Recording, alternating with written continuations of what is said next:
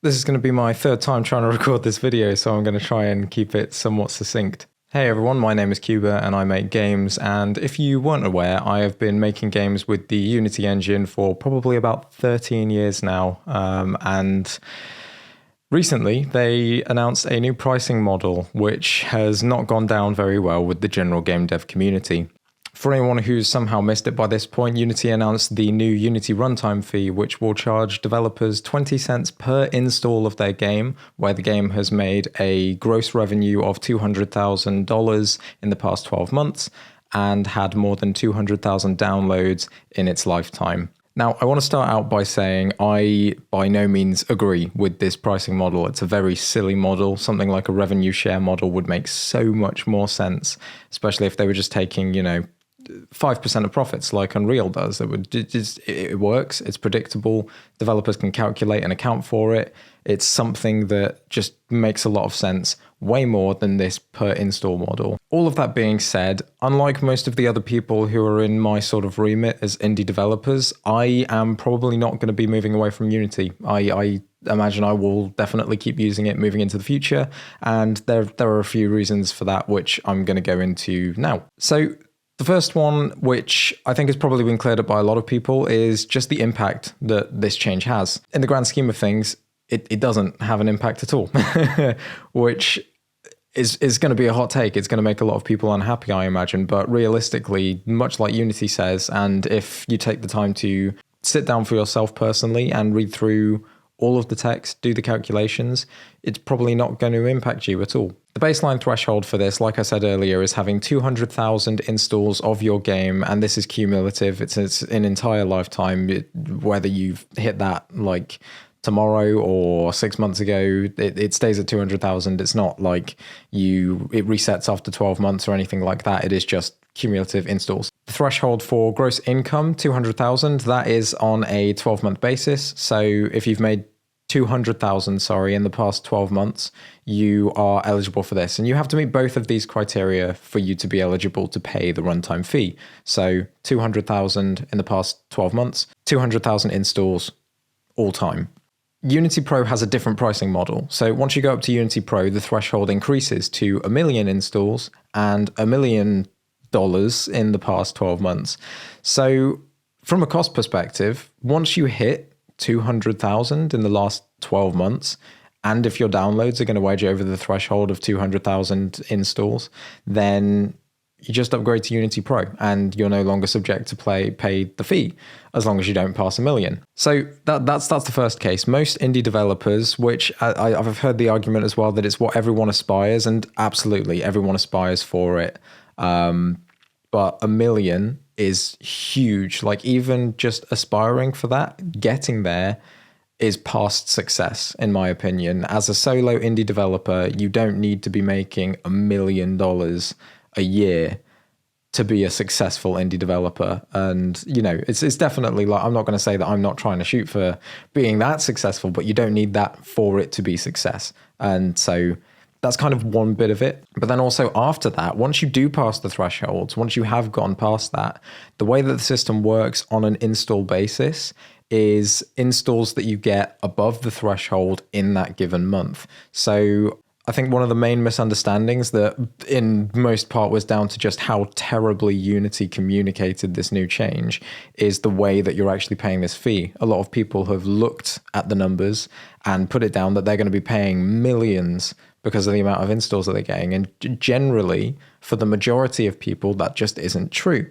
More realistically, you're going to be looking at paying probably within the region of maybe $3,000 up to $25,000 in a given month. And that, again, will fluctuate massively depending on how many installs you get in that month. Now, that still sounds like big numbers, but again, if you're making $1 million more than in gross revenue on a 12-month basis, that's coverable. It's not ideal, but it works out to be more like the sort of 5%, 3% that you end up paying on a platform like Unreal.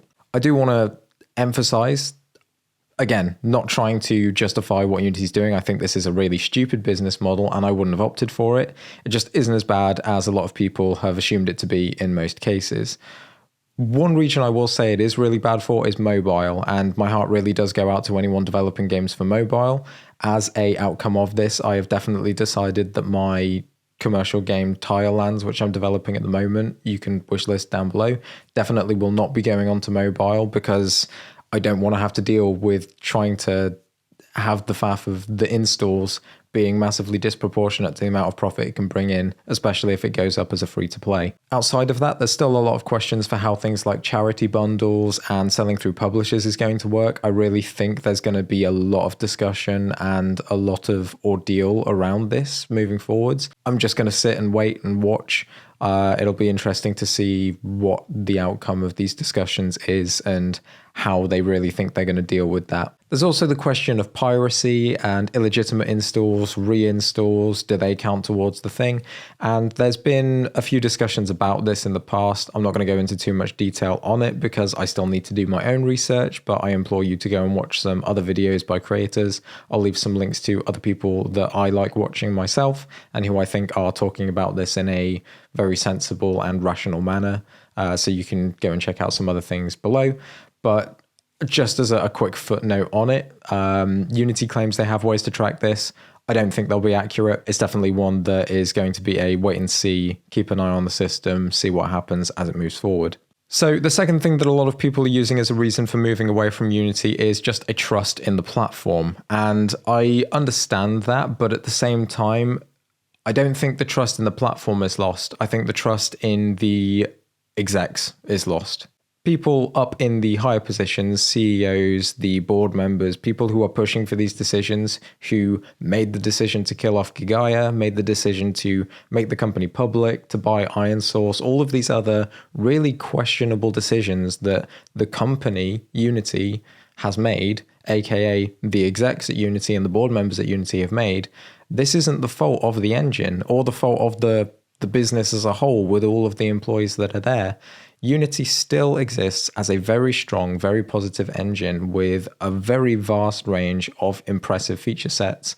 And generally speaking, you know, putting aside some of the little bugs and glitches that certain areas have, it is a very, very good tool for making games for the majority of people. With the lack of trust, it's simply the case that the people in the high up positions have led the company poorly. And I think that's going to result in one of two things. Either people are going to start stepping down or people are going to get pushed out. Realistically, I think it can only be those two kind of outcomes. You know, the company stock is tanking, and that is the fault of exec management, things going wrong, bad business decisions. So really, they're going to change something. Board members are going to look to have something different that will improve the stocks and improve the running of the business. And the only way to do that is to really have a complete change up of management, which is what I imagine will happen. There's even potential for something extreme like a buyout. Something that's floated around the internet is even the potential for someone like Microsoft to buy Unity, which personally I actually think makes quite a bit of sense. Unity as a platform is probably one of the primary use cases for C# as a programming language these days. And with C# being a product of Microsoft, I would imagine they'd want to keep something like that going in a positive light. So, you know, it's all speculation, but I don't think it's unrealistic. All that being said, I still understand the lack of trust. It's very hard to trust in a platform that has done this in such a shady way. The communication has been poor. They went through the process of removing their license tracking Git repo before making this change. And it generally is just very shady business decisions from an upper management point of view. But like I say, I think all of that is completely subject to change, and the trust shouldn't be conflated with Unity as a product. It should be conflated with the people in the higher up positions that are making the decisions and that can be forced to resign or replaced by people who actually know what they're doing. And the final and probably most obvious reason why I imagine I will be using Unity for the foreseeable future is just experience. I've been programming for 13 years now. Most of that has been making video games with Unity. And I've learned to code in a way that means I can move to other things. I can be versatile. I'm not tied to C# as a language or tied to Unity as an engine.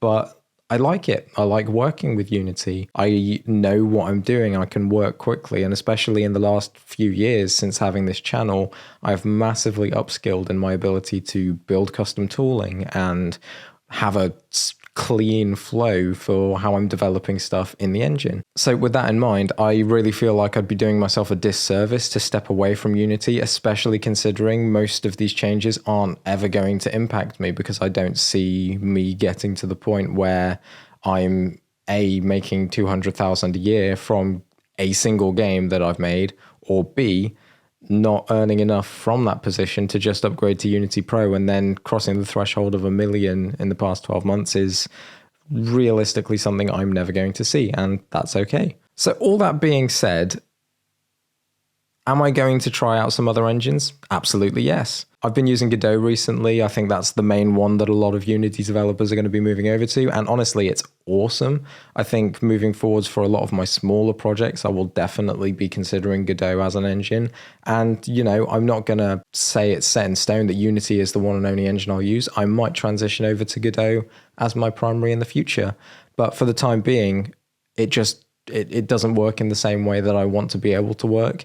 Again, with my experience in Unity as an engine and with my knowledge of it as a platform for how I develop, I again would be doing myself a disservice to make that full transition purely off the back of this position. So that's kind of my 2 cents. Basically, to sum up, I think a lot of people are being a bit rash with the move to jump ship completely. I understand why people have reacted this way, but I personally don't think it's going to stick. I don't think it's going to be that big of a deal, and they're probably going to make a lot of amendments again off the back of some higher up changes and the general feedback that has come from everybody.